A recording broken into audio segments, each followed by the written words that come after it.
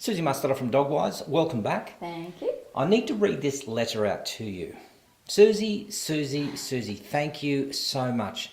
Your show has given me a lot of inspiration and a lot of great advice. My only problem is now I have myself a whippet because you said you loved whippets so much and I thought I'd get one. And the problem that happened in the last couple of weeks is I came home and the house was an absolute shambles. It was a mess. There had been things that had been torn down. And I got angry at the dog. I think I did the wrong thing. Please help. Oh, yeah, you did. Susie, a lot of people always put at the end of their letters, please help. I will do my best. There's a little thing called anticipatory stress. It's quite a big thing for the dog, really. So, let's look at it from the dog's perspective. I'm guessing that person only had one dog and the dog's quite lonely during the day. So to alleviate its stress and its boredom, it probably has anxiety, like a separation anxiety type situation going on there. It starts to do things that feel good, like pull the stuffing out of the cushions and rip the couch up and pee on the bed and do all those sorts of things. And then the first day you come home and you open the door and there's chaos in your house, you naturally go a tiny little bit crazy. So what happens over time is the dog starts to associate your arrival home with aggression from you, a lot of stress. Ultimately then what happens is it gets to a certain time in the day, the dogs do seem to know when owners are coming home. And I did help a couple and their dog would drool profusely and it would constantly tear things up and scratch the furniture and whine and bark and do all those sorts of things, but it seemed to do it more in the afternoon. And the reason was it was dreading the owner's return because it had done all this sort of stuff, forgotten all about it, but the owners come in and go off. You can't do that because then as soon as you walk in the door anytime, the dog's just going to be this absolute shaking mess, this drooling, dribbling fool. So what you need to do is go back to basics and start again. And if you think you're going to find something when you walk in the door, before you get home, you need to get rid of all of that sort of pent up, you're anticipating a mess. You need to get rid of all of that sort of stuff so that when you walk in the door, you must be calm. And then you need to start working on why your dog is doing that.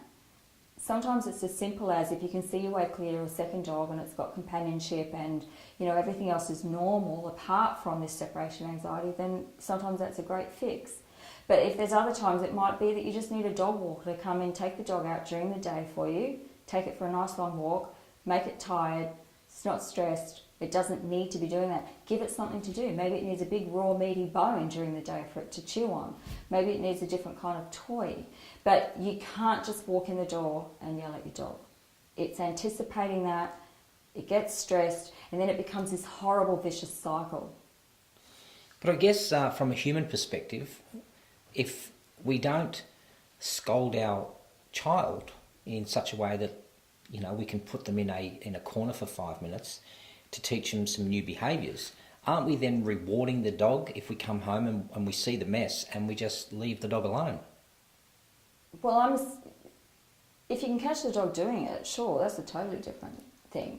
But if that dog has done that 5 minutes after you left and it's just wallowed in that all day, what's the point? It probably won't remember. It won't have any idea. It will just know that you're stressed. It will just think, oh my God, he's walked in the door, let's just say.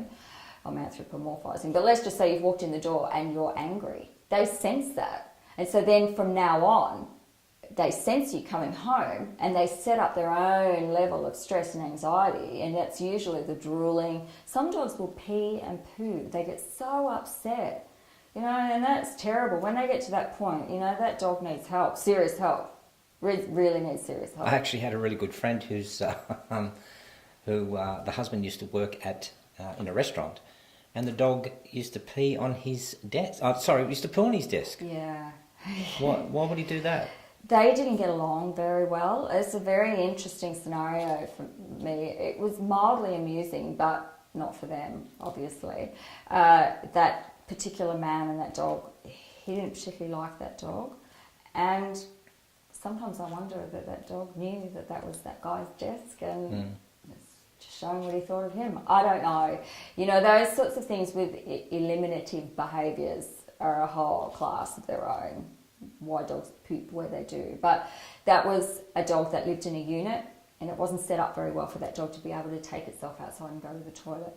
So unit living is quite tricky to begin with toilet training, because puppies, for example, you know, aren't very good at holding it, and they often don't want to go out, you know, if you don't have a doggy door for them to be able to go out onto the balcony, let's say, to go to the toilet on the AstroTurf you've got set up for it. Some dogs like to be able to scratch in the dirt and go to the toilet and whatever. So I know we're sort of a bit off topic here, but that's another thing with unit living you need to take into consideration, is how many trips downstairs you're willing to make to take it outside to the toilet.